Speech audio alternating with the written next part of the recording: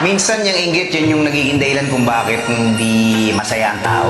Binibilang mo kasi, yung blessings ng iba, imbis na yung blessings mo. Ano yan parang insulto sa sarili. Pansinin mo, yung mga taong totoong masaya, yung mga taong walang inggit sa katawan. Hindi kasi pwedeng magkasabay yung inggit at saka yung saya. Kaya ikaw, mamili ka na lang. Gusto mo bang mainggit o gusto mo maging masaya? O anong